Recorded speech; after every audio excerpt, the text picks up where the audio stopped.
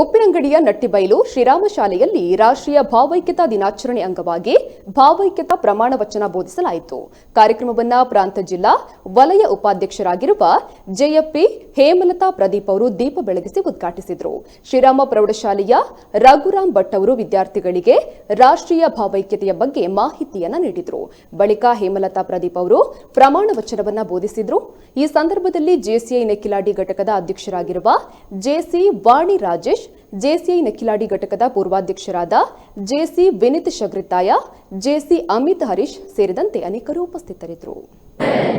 ಆರೋಗ್ಯಕರ ಉತ್ತಮ ವಾತಾವರಣ ನಿರ್ಮಾಣ ಮಾಡುವಲ್ಲಿ ಸರ್ವರ ಮನವೊಲಿಸಿ ಪ್ರೇರಣೆ ನೀಡುತ್ತೇನೆ.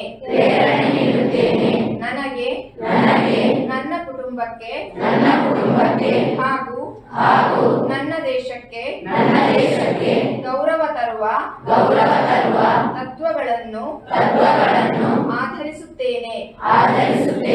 ಸುಳ್ಳು, ವಂಚನೆ ಹಾಗೂ ಕಳ್ಳತನಗಳಲ್ಲಿ ಭಾಗಿಯಾಗುವ ಯಾವುದೇ ಆಮಿಷಗಳಿಂದ ದೂರವಿರುತ್ತೇನೆ.